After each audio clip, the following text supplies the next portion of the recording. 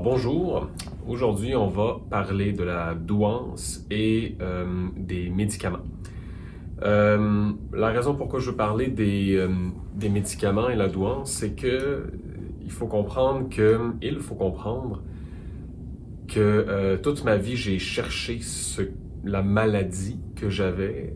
Je me posais de grandes questions et j'avais aucune réponse et personne ne pouvait m'aider.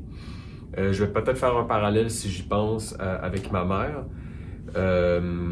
Et parce que j'ai l'impression qu'elle a vécu un peu justement exactement qu'elle est rentrée dans une espèce de système où elle n'a pas eu l'aide qu'elle aurait dû avoir parce qu'elle-même ne devait pas savoir qu'elle était douée. Je soupçonne, je suppose qu'elle l'est. Et ce serait pour ça qu'elle s'est suicidée en fait. Et tout ça pour dire que toute ma vie, j'ai cette espèce de dissonance-là, décalage avec le reste des êtres humains, autant dans mon enfance, autant avec mes parents, avec les amis. J'avais pas vraiment d'amis, en fait, autant à l'adolescence qu'à l'enfance. Même à l'âge adulte, j'en ai quelques-uns, mais pour moi, c'est difficile d'entretenir. Et c'est ironique parce que pour un doué, tout ce qu'on veut, c'est avoir des liens, puis c'est du vrai, puis c'est de partager. Puis je suis probablement la personne qui a le moins d'amis sur la planète. Et au niveau des... ça va être... Au niveau des médicaments, ce qui m'est arrivé à moi, c'est qu'à un moment donné, t'as plus de réponses. Moi, je pouvais pas arriver à avoir des réponses concrètes. J'ai eu de l'aide de certains spécialistes. Évidemment, j'ai vu beaucoup de psychologues dans ma vie, psychothérapeutes. Même à préadolescent, j'ai même vu une art thérapeute. Je peux pas dire que rien réellement m'aidait. Je peux pas dire que ça me nuisait non plus. Par contre, j'ai jamais eu de réponse à rien.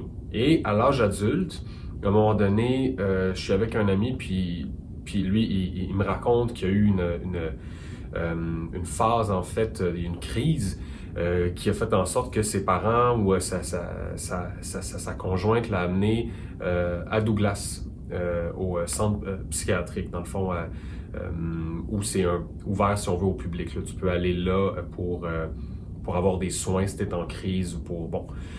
Donc, il a vu un psychiatre qui lui a suggéré d'aller voir tel médecin. Après ça, ils ont prescrit certains médicaments. Et il me disait qu'il allait mieux. Et une des premières choses qui s'est fait prescrire, c'est une molécule, en fait, qui est un anxiolytique, antidépresseur anxiolytique. Donc, moi, je m'y connais peu là-dedans. J'ai l'impression que je suis en dépression tout le temps, mais en même temps, il n'y a pas personne qui me dit que tu l'es réellement. Il n'y a personne qui peut répondre à ces questions-là. Donc, je finis par lire un peu sur les anxiolytiques, sur qu'est-ce que ça peut faire et tout. Puis je me dis, je pense que ça me ferait du bien. J'ai pas vraiment envie de prendre ça, mais ça me ferait probablement du bien parce que je vais pas bien et je trouve pas de réponse. Je trouve pas de solution.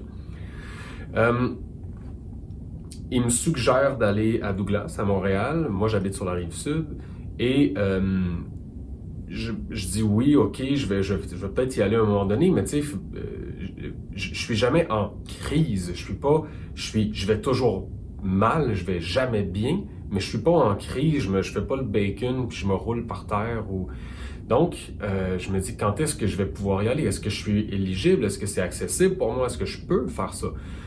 J'ai un rendez-vous annuel chez mon médecin de famille et je lui pose des questions. Je lui dis, j'ai peur.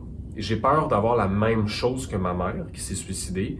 Donc, elle s'est suicidée. Là, c'était quelque chose qu'il fallait que je lui répète. Évidemment, il ne peut pas tout savoir sur tous ses clients. Et il me dit, ça j'ai trouvé ça honnête de sa part, il dit moi je suis pas spécialisé là-dedans, donc je te conseille, je vais te prescrire d'aller à Douglas, c'est la meilleure place au niveau justement de tout ce qui est psychiatrique.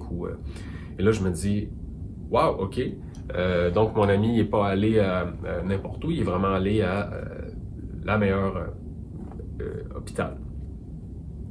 Donc, il me fait la prescription, il me fait la prescription pour aller à Douglas. Par contre, je l'utilise pas tout de suite parce que j'ai un peu probablement le syndrome d'imposteur. Je me dis que j'ai pas vraiment le droit d'aller là. Puis bon, un peu comme je disais tout à l'heure, c'est que j'avais comme pas l'impression j'avais l'impression qu'il fallait être un peu en crise pour aller là.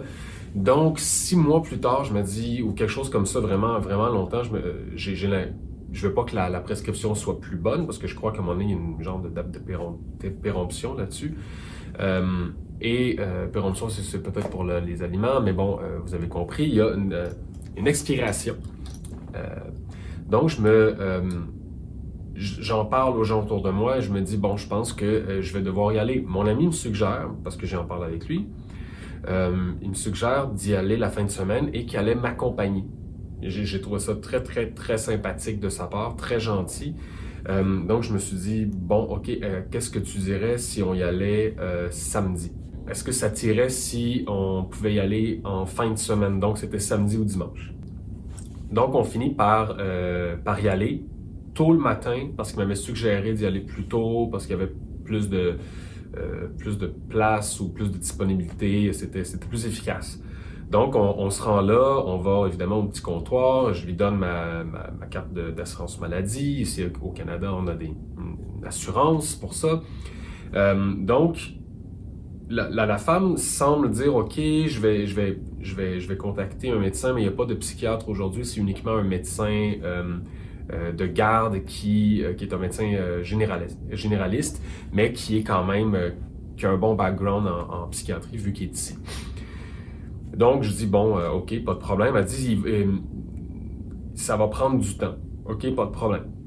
Je rencontre la secrétaire encore une fois, peut-être 1 heure ou 2 plus tard. Elle me pose des questions. Là, je lui raconte, dans le fond, elle me pose des questions précises, puis je raconte le suicide de ma mère. À un moment donné, elle se met à pleurer. Je me dis, bon, OK. Moi, je suis plutôt de glace. C'est pas que je suis de glace avec les émotions, c'est qu'à un moment donné, il a fallu que je me coupe. Moi, à 3 ans, presque 4 ans, ma mère se suicide, donc c'est un gros choc, c'est un énorme choc. Donc, c'est sûr que depuis, en plus avec la douance et tout, avec l'hypersensibilité, moi, j'ai toujours cru que j'étais hypersensible à cause de cet événement-là. Donc, pour moi, c'est un peu... Je trouve ça intéressant qu'elle pleure, parce que pour moi, c'est une belle preuve qu'elle se laisse aller avec moi pour l'avenir, pour dans avec qui je vais... Le médecin que je vais pouvoir voir. Bon, ça, on le coupera peut-être au montage. Et la mouche...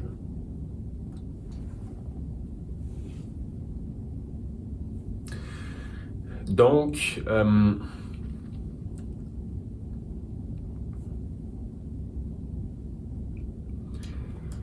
la secrétaire me pose quelques questions, je réponds, elle se met à pleurer et finalement, quelques heures plus tard, et là on attend, moi et mon ami, dans la salle d'attente et je me fais appeler finalement par le médecin de garde. J'entre à l'intérieur, la première des choses, c'est ça sent vraiment mauvais. Je sais que c'est le médecin. Ça sent en fait les aisselles mal lavées depuis quelques jours en fait. Puis au moins je me dis la personne surutilise pas des produits chimiques toxiques, donc je lui donne. Par contre, c'est une petite pièce et ça embaume la pièce et moi je suis désemparé un peu, je suis agressé par cette odeur-là.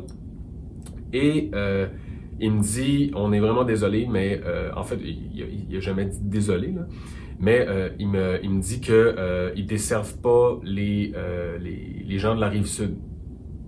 Et là, je me dis, waouh! Là, j'explique ça parce que justement, c'est dans mon cheminement de médicaments et tout.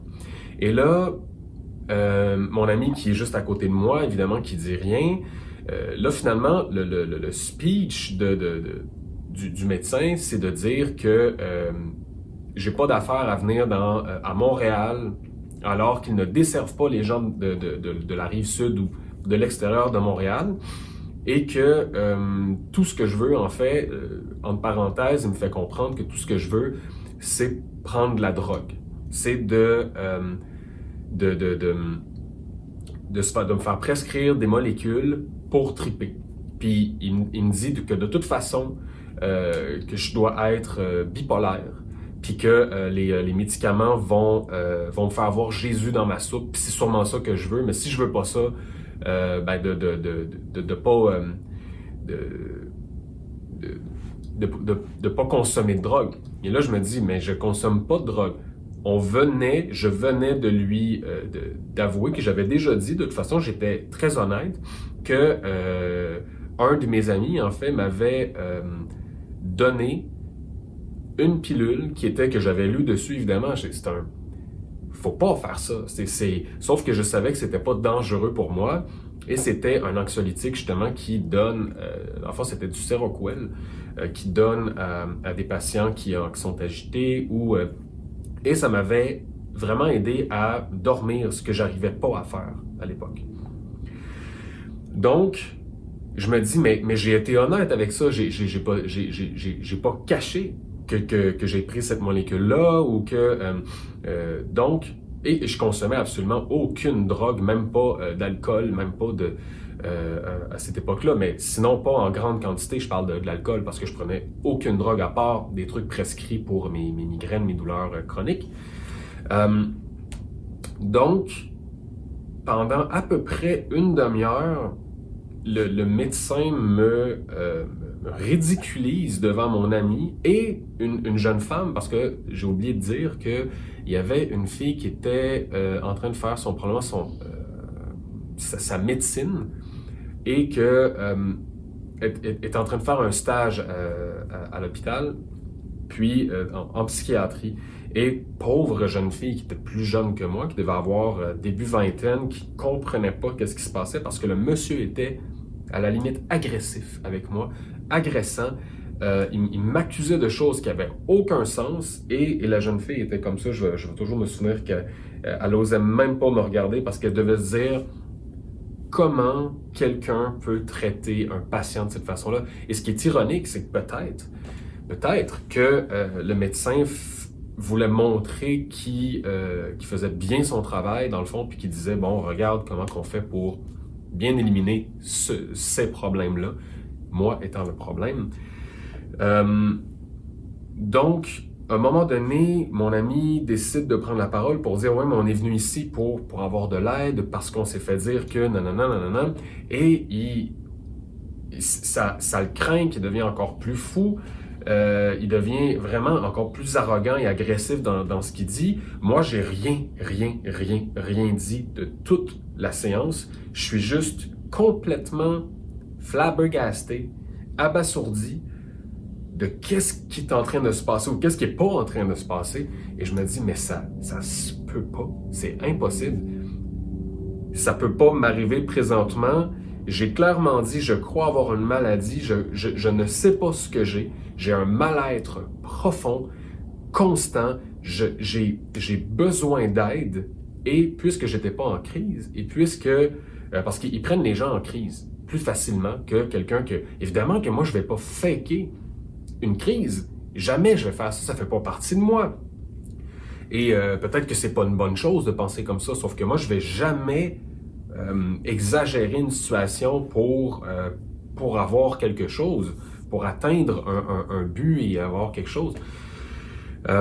Donc, à un moment donné, mon ami reprend la parole, le médecin, le crie après et dit « La prochaine fois que tu prends la parole, je vous fais sortir par nos gardes de sécurité. » Et là, je me disais, on est rendu où là dans la conversation? Mais